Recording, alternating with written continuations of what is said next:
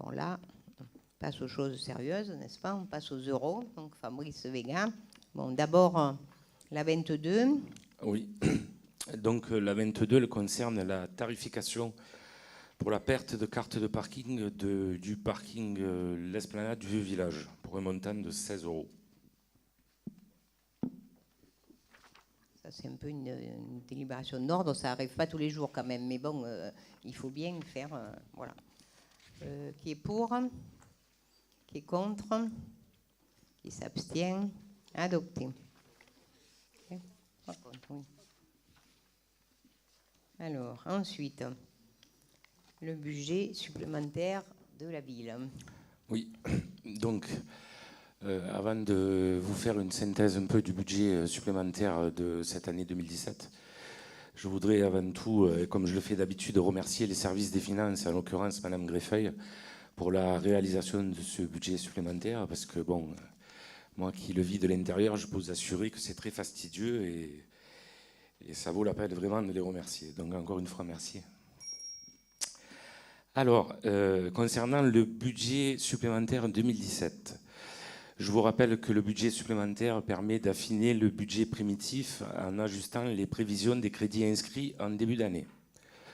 Il intègre également les résultats de l'exercice 2016 voté le 30 juin dernier avec le report en section de fonctionnement de 4,9 millions d'euros et l'affectation de 2 millions d'euros pour couvrir le besoin de financement de la section d'investissement. Vous avez pu prendre connaissance du rapport de présentation joint à la délibération. Je souhaite malgré tout vous souligner quelques points. Vous avez pu constater dans ce rapport que notre dotation globale de fonctionnement s'est réduite de près de 1,9 million d'euros depuis la mise en œuvre du plan national de réduction des déficits publics. Même si l'État a réduit de moitié l'effort demandé aux communes en 2017, la ponction a représenté près de 347 000 € sur notre budget de l'exercice. Je rappelle également que le budget 2017 a subi un deuxième effet pénalisant avec l'augmentation de 36% de la pénalité pour carence de logements sociaux qui a été majorée, passant de 712 000 € à 968 000 € du fait des impacts de la loi égalité-citoyenneté qui prend comme taux cible 25% de logements sociaux au lieu de 20%. Je précise que nous parvenons à en réduire le paiement via les subventions que nous versions aux bailleurs sociaux pour permettre l'équilibre de ces opérations. Je souhaite aussi souligner que l'année prochaine, nous avons reçu un avis favorable du préfet pour justement annuler notre pénalité de doublement. Ceci étant dit, ça ne nous a pas été notifié puisque la commission n'a pas encore eu lieu. Donc on a quand même bien espoir. Dans ce contexte budgétaire tendu, je voulais quand même souligner quelques bonnes nouvelles. Pour corriger donc les inégalités de recettes, l'État a mis en place des mécanismes de péréquation dans la loi de finances 2017 et nous avons reçu pour la première fois une dotation nationale de péréquation de près de 39 000 €. Cette somme est néanmoins sans commune mesure si on la compare au volume de la DGF que nous avons perdu. À noter également le versement du fonds de péréquation intercommunal, le fameux FPIC, par la métropole d'une somme de 234 000 €. Enfin, l'état fiscal 2017 ayant été reçu, après l'élaboration du budget primitif, nous avons ajusté les recettes de fonctionnement avec plus 142 000 € de compensation fiscale versée par l'État suite aux mesures nationales de dégrèvement, notamment sur la demi-part des veuves. Au niveau de notre section d'investissement, des crédits ont été inscrits pour engager le projet de requalification du quartier des Cadeneaux, les offres étant en cours d'analyse, et pour engager le marché de démolition et désaménagement du centre Victor Hugo, de la crèche de la Gavotte et de la cantine de l'école. En matière de recettes, elles ont été réduites en fonction des délais de vote des dossiers de demande de subvention déposés au conseil départemental et du fait de la réduction des crédits alloués par la métropole au contrat de financement conclu avec l'ex-CPA. Parallèlement, et pour finir, le recours à l'emprunt a été réduit de 1 million d'euros pour tenir compte de l'avancement des décaissements des projets inscrits. La consultation avec les banques est actuellement en cours. Donc, je vous propose de voter un budget supplémentaire qui s'élève à 13,5 millions d'euros. Je vous remercie de votre attention. Des questions, des remarques? Monsieur Sanchez.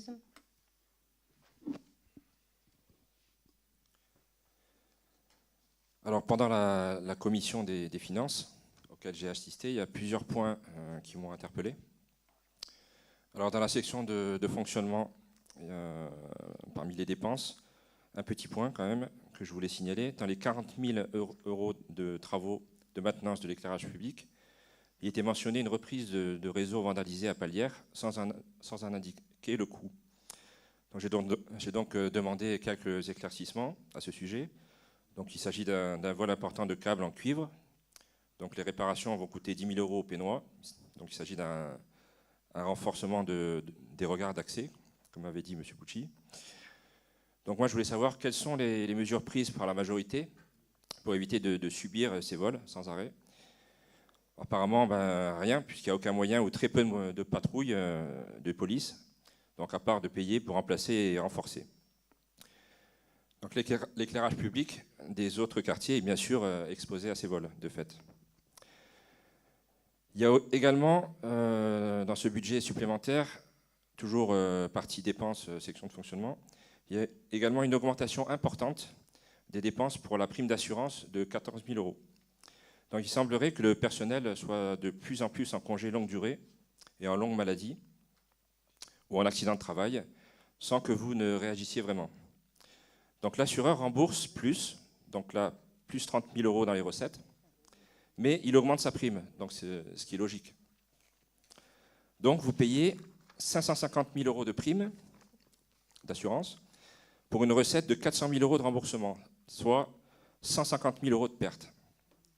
Alors bien sûr, on ne peut pas reprocher aux gens, aux employés d'être malades ou en accident, mais œuvrez-vous réellement pour réduire le nombre et la durée de ces arrêts?